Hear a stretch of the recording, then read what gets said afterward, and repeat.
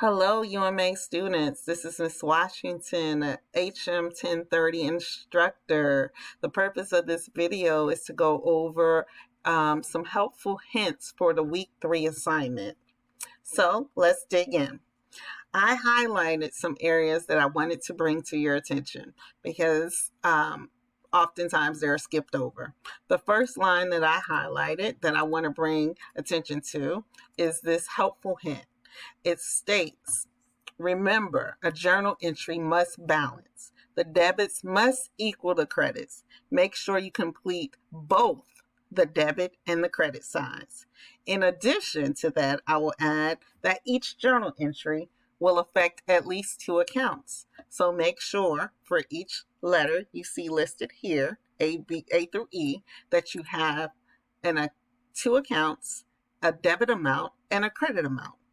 If any of those things are missing, you're not in balance and your assignment will be marked off.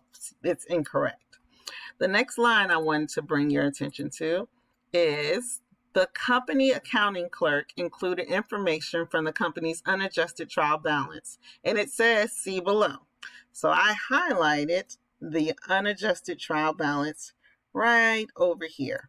This is information that you will need for parts C through E. The last line that I want you to pay attention to, or closer attention, I want you to read all of it, but closer attention to is right here where it says, please use the drop-down list right of the cell to enter the account name within the cell. In Excel, which is the program that we're working in, each little box is called a cell, C-E-L-L. When you click on it, you see this little tiny box on the right side. When you click on that, you'll see a list of different accounts, different options for accounts. You're going to want to use 2 different accounts. It shouldn't be the same account for the same entry. So if I use, let's say, accounts receivable, and this is just an example, this is not the answer. Accounts receivable for the first line, I will never use accounts receivable for the second line. On the flip side,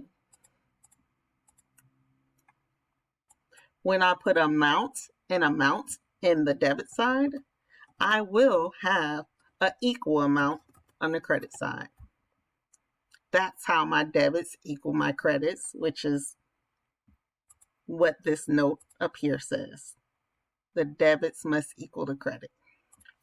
So, clear that out. Just wanted to bring your attention to that. Parts A and B are similar to journal entries that we did last week. The amounts are given to you in the problem. If you want to know which accounts you should be debiting, which your debit would be your first line, you see how I highlighted it? It has select the best response, and on that same line, it has the debit amount.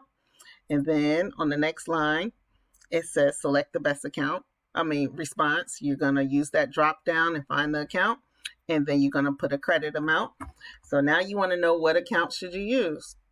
Well, that's where, dun dun dun, your book comes in. Chapter 5, the first section of Chapter 5. What does it say? It says end of period adjustments. That's what we're doing on our assignment. So they have an example, a section on supplies, prepaid insurance, wages, expense, depreciation expense. And if I'm correct, the first problem on the assignment has to do with depreciation expense. So I like to find an example. If you're a visual learner, there's examples. Figure 5-9. If there's a journal, I'll try to make it bigger. It tells you right over here, down at the bottom, on this journal entry, their first line, which is the debit amount. The debit account is depreciation expense, and for this example, it's $80. Of course, we have different amounts on our assignment. And underneath that, the second account they use for the credit is accumulated depreciation, and they credited that amount. So mirror that, find examples. if you are not a visual learner, they actually tell you which which accounts you need to debit and credit when you're dealing with depreciation, doing adjusting entries for depreciation. So it says right here, depreciation expense. Let's see, I'm sorry. It says, as shown on figure 5.9, which is what we just looked at, the appropriate adjusting entry consists of a debit to depreciation expense and a credit to accumulated depreciation. Now, we're not dealing with delivery equipment, so you're going to choose the best account based on the accounts that are given to you on the worksheet. So that is part A and part B. You need to use that, find examples in that section, chapter 5, that mirror the assignment, and you'll be done with parts A and B. Now, C and E are a little bit different. This is where this unadjusted trial balance to the right comes in. To calculate the amount of your journal entry, you will need to use the information provided here. So I believe C, we're dealing with insurance. So we know from the unadjusted trial balance that the insurance, prepaid insurance balance was $6,000. In the problem up here, they're telling us that the unexpired insurance at December 31st is $1,500. So basically what we need to do is find the difference. So what is 6,000 minus 1,500? We take 6,000 minus 1,500, $4,500. $4,500 would be the amount of your journal entry. And because our debits must equal our credits, we're going to put that on both sides. I did not go over the accounts because I want you to do that on your own. But that's how you calculate the amount. So again, for A and B, the amounts are given to you. For C through E, you must calculate the amounts.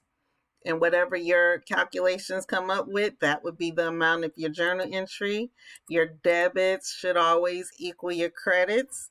You're going to have 2 accounts affected for each journal entry. And to find which accounts, you're going to go through and read very carefully Chapter 5, Section 1.